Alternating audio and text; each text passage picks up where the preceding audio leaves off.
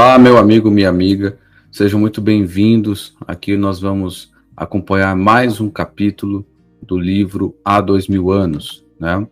E nesse vídeo nós vamos falar sobre o capítulo de número 5, o Messias de Nazaré.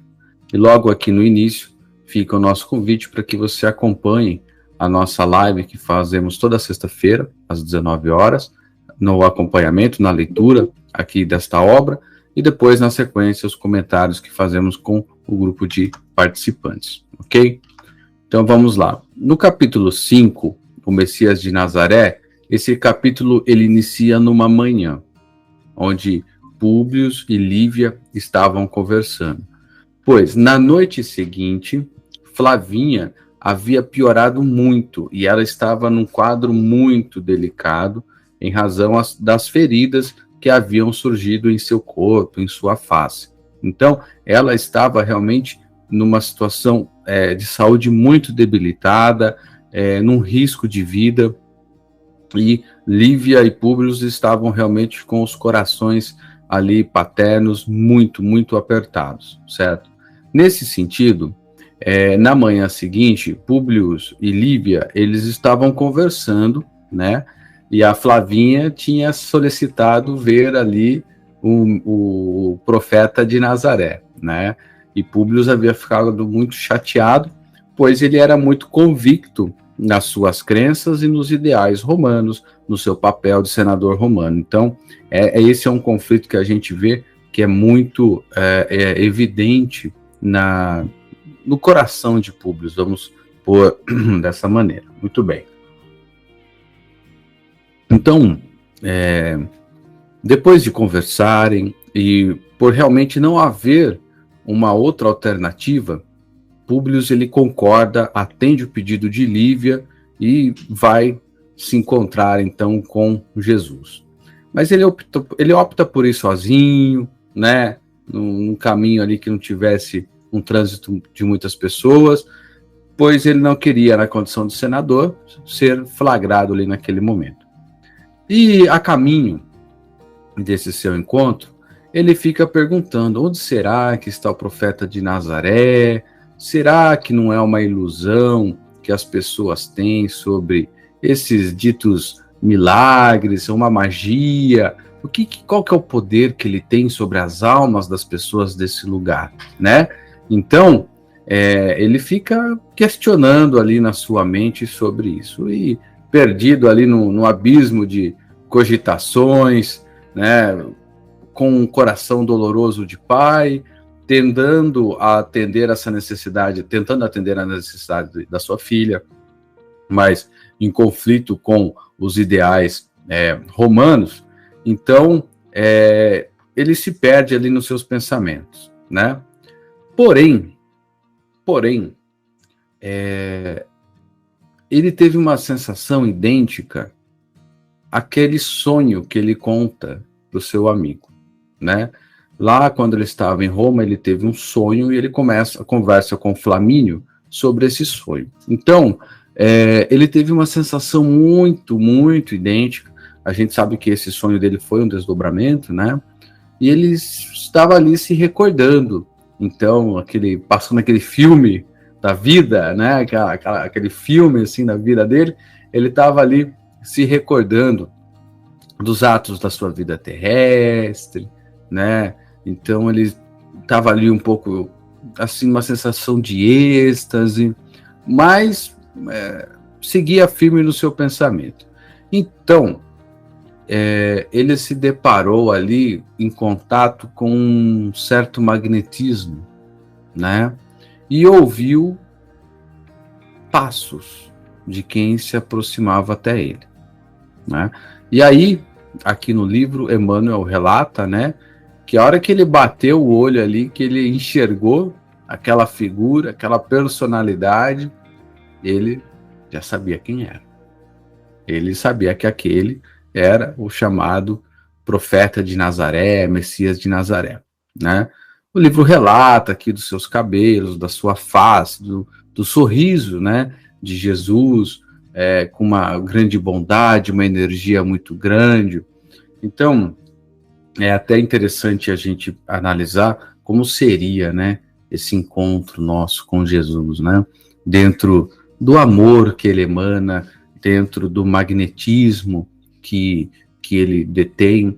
Então, é muito interessante da gente analisar essa leitura, né? Eu sei que eu estou saindo um pouquinho aqui do livro, mas analisar essa leitura e perceber como seria esse encontro, certo? E então o Emmanuel ele relata aqui que Públio não teve dificuldade em identificar a figura de Jesus, né? E ele tinha ali então uma emotividade muito grande e lágrimas, né, rolavam ali dos seus olhos, sendo que ele era uma pessoa, um homem de coração muito duro, muito firme, inflexível. Então raramente ele chorava. Então para ele chorar naquele momento, realmente foi uma emoção muito grande, né? E aí, e ele ficava assim, né? Mas eu não entendo muito aqui dos dialetos da região. Como será que eu vou me comunicar com esse profeta, com esse Messias? Eu não entendo das nuances do idioma aqui do local, né? Quando então numa linguagem muito clara, né? Com a impressão de que a fala era de coração para coração, de espírito para espírito, no idioma perfeito ali romano, ele escuta, né? Senador, por que me procuras? Aqui eu lembrei muito da passagem de Saulo, né? Saulo, Saulo, por que me persegues? Né? E, novamente, fazendo um parênteses, né? Eu acabo saindo um pouquinho da história, mas é um momento muito bonito relatado no livro, e eu acho que para nós que somos cristãos, não tem como a gente não pensar nisso, né? Que talvez a todo momento, né? Jesus, ele pergunte para nós, né? Ele chega para mim e fala: João, por que me procuras? Né? E ó, pensa em Jesus na sua frente, dizendo o seu nome e falando: por que me procuras? Né? O que a gente responde numa situação como essa? Né? É muito interessante. E aqui, com um olhar muito profundo, né? com uma voz ali de nobreza, de serenidade, Jesus fala assim, né? Fora melhor que me procurasses publicamente e na hora mais clara do dia, para que pudesses adquirir sentimento, buscando aproximar os seus destinos das correntes do bem e do amor aos semelhantes, de uma só vez e para toda a vida. Lição sublime da fé e da humildade. Mas eu não vim aqui para derrogar as leis supremas da natureza e venho ao encontro do teu coração desfalecido. Né? Então, olha só como é interessante isso. Nós entendemos particularmente a proposta de muitas coisas, outras nem tanto, mas ele pergunta: por que me procuras? Sendo que Jesus sabe a resposta, né? Mas eu acho que a questão é justamente provocar em nós uma reflexão. Me desculpem aí o barulho de uma moto, estou no 7º andar, mas enfim, acontece, né? Muito bem. E aí, Públio travou, né? Ele travou. Chorou, não conseguiu falar nada, ficou ali, né, sem reação, né, sem reação. E Jesus então continua, né, ele fala: não venho buscar o homem de estado superficial e orgulhoso, que só os séculos de sofrimento podem caminhar ao regaço de meu Pai. Venho atender às súplicas de um coração desditoso e oprimido, e ainda assim, meu amigo, não é o teu sentimento que salva a filhinha leprosa e desvalida pela ciência do mundo, porque tens ainda a fé, tens ainda a razão egoística e humana. É sim a fé e o amor de tua mulher, porque a fé é divina. Basta um só raio de suas energias poderosas para que se pulverizem todos os monumentos das vaidades da terra. Então, Jesus vai lá e, né, dá aquela lição de moral, né? Então, olha só que coisa interessante.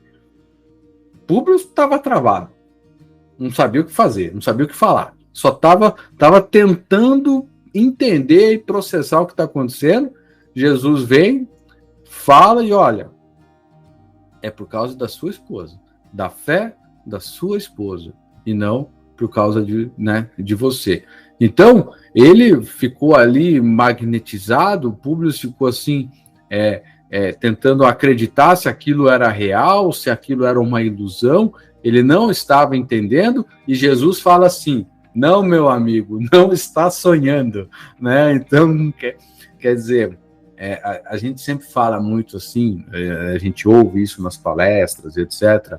Jesus sabe o que se passa no coração de cada um de nós. E está aqui mais um exemplo, né? Mas é muito importante nós nos colocarmos à disposição para que esse auxílio venha, né? Para que a gente receba essa ajuda. E isso é uma situação de humildade.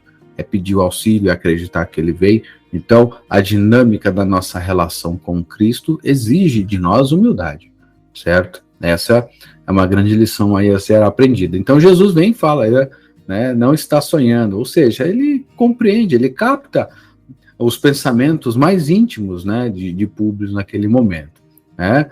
Então, começa-se ali, Jesus fala mais um pouco com ele, né? Públio tenta falar, mas não consegue, a voz embarga, né, de comoção, de sentimentos.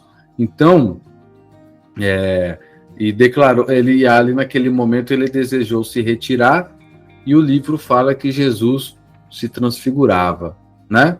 Se transfigurava ali, olhando, né, para o céu. Então, eu entendo que como se eu particularmente, na leitura que eu fiz aqui, é como se ele desmaterializasse, né? É a leitura que eu faço, o livro não utiliza essa expressão, né? Fala, desejou retirar-se, porém nesse momento notou que o profeta de Nazaré se transfigurava, de olhos fitos no céu, né?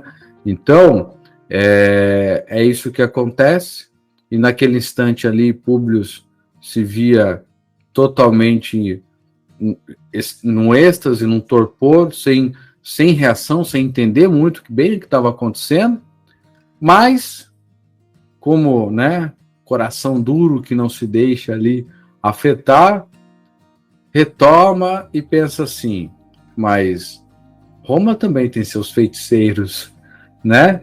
E buscou ali, pensando nas questões de Roma, todos aqueles dramas, aquelas coisas que muitas vezes ele presenciava, que não havia explicação, tal como o momento que ele passou ali, porque ele ficou num conflito muito íntimo. Tá, vivenciei tudo isso, então quer dizer que eu vou ter que renunciar tudo aquilo que eu sei, eu vou ter que deixar de lado tudo aquilo que eu aprendi, né? Então, para ele era realmente um conflito muito grande, certo? E hoje a questão e não é uma crítica, é uma questão que tem que ser respeitada, porque nós aqui no Brasil, nós que somos brasileiros, nós nascemos numa cultura judaico-cristã. Então, aqui ser cristão é muito fácil, né? É muito fácil, porque é natural isso, a gente cresce rodeado disso. Então, é a mesma coisa que a gente resolver de um determinado momento, embora tudo seja muito mais fácil hoje em dia, né? Internet, etc., mudar a religião. Pensa a pessoa 50 anos atrás, há 30 anos atrás, quando não existia a internet, a pessoa fala, não, agora eu vou ser budista, agora eu vou seguir o Islã. Né? Como é que ela vai fazer isso? Eu quero agora frequentar mesquitas. Então, é muito complicado, é muito complicado. Então, eu vejo com muito respeito essa dificuldade do Públio em tentar processar essas informações. É muito complicado, você cresce com Roma, o império, a nobreza, o poder, né? Roma era indestrutível, né, para os romanos. Então, é muito complicado essa mudança de pensamento, essa mudança aqui de ideia. E aí ele retorna para a casa dele, pensando, né, nesses conflitos, etc. E quando ele chega lá, ele vê, então, que Lívia vem falar para ele, né, que Flavinha melhorou. Flavinha melhorou, ela se restabeleceu, e Lívia muito feliz, né? Muito, muito feliz. Só que Públio, ele fica muito irritado porque Lívia estava ali orando com Ana, né? Que era uma serva ali, né? Uma escrava. Então, ele fica muito irritado daquele colóquio entre as duas, da liberdade que Lívia tinha concedido para Ana, né? Porque Ana fala, não, com certeza foi o Mestre Jesus. Ele é o emissário de Deus, né? Pai nosso, Pai que está nos céus, etc. Coração cheio de bondade. Então ela começa a elogiar Jesus. Públio briga com ela, chama a atenção da esposa. Então veja só como é complicada a situação, porque embora a filha estivesse totalmente ali, saudável, restabelecida, e ele tivesse vivenciado tudo aquilo, ele vai criticar a esposa, ele vai criticar Ana, que estava dando o maior suporte para a mãe, né, para Lívia. Então, ele é grosseiro, ele briga, expulsa a Ana do quarto, né? E aí elas falam que estavam em prece, em orações, e viram uma luz descendo ali, iluminando Flavinha em determinados momentos, e ela melhora. Então, ele não acredita nisso e ele fica muito, muito bravo, né? Muito bravo. Lívia confronta, não entende o motivo disso, né? Ele fala, como assim? Uma luz diferente? Isso não, né? São alucinações. Então ele realmente não acredita naquilo que aconteceu. Embora a Lívia sustente que ela acredita que foi Jesus, né? Que providenciou a cura da sua filha. E, bem, em determinado momento, naquela noite, após todo esse estresse, né, ele se vê ali, tal como no sonho, né, tal como no sonho que ele teve, ele relata para o Flamínio, ele se vê novamente como Públio Lentulus Sura, seu bisavô, né, então, ele se vê novamente diante de um tribunal, né, e aí um juiz ali, respeitável, pergunta para ele assim, Públio Lentulus, por que desprezaste o minuto glorioso com o qual poderias ter comprado a hora interminável e radiosa da tua redenção na eternidade? Gente, por exemplo, a gente está aqui hoje, né? Estudando cristianismo, estudando a doutrina, estudando todos esses ensinamentos. Não sabemos aí, né? Muitos não sabem, né? Do nosso passado, não sabemos muito bem do nosso passado. Mas pensem, né? Se encontrar com Jesus, né? E você ter essa possibilidade de conversar com ele, dele te acolher, de você segui-lo, né? E dar um passo para trás. Então, para nós que somos cristãos, é um momento glorioso, né? É um momento glorioso. Muito bem. E aí vem aqui todas as advertências, fala, olha, você vai sofrer, você escolheu o caminho mais difícil. Então vem essa advertência para ele, né? Fala assim, não estamos te condenando, né? Mas estamos te conduzindo à oportunidade de redenção. E, né? Você não escolheu este caminho, terá que ser por outro. Não há outra, né? O progresso é inexorável, né? Como a gente vê lá no Livro dos Espíritos. Então, meu amigo, você vai ter que progredir, você vai ter que evoluir. Se não foi por um caminho, vai ter que ser pelo outro, né? E aí, ele acorda, né? Ele acorda, passam-se ali alguns dias e o livro, esse capítulo, ele termina dizendo que mesmo passado ali alguns dias, Flavinha está totalmente recuperada. Então, Flavinha, né, de um instante ao outro, se curou de lepra, estava no momento agudo da doença e do nada, né, do nada ela acaba ali se curando. O livro ele encerra aqui. O próximo, eu gostei muito desse capítulo, né? Eu tentei não ficar lendo muito, tentei não trazer aqui muitos detalhes. Recomendo que se leiam. Esse capítulo é muito legal, tem muitos detalhes, é rico em detalhes desse encontro fantástico. Mas estou tentando não ser muito detalhista, muito minucioso. E aí, próximo capítulo já é um pouco mais complicado, né? A gente começa a entender ali o caminho das dificuldades que ele vai ter que seguir, mas não vou dar spoiler. E fica aqui então o meu convite para que você que esteja vendo a gente no YouTube, acompanhe aqui a nossa live toda sexta-feira às 19 horas, certo? Então, muito bem, vou encerrar a gravação aqui. Até mais. Tchau.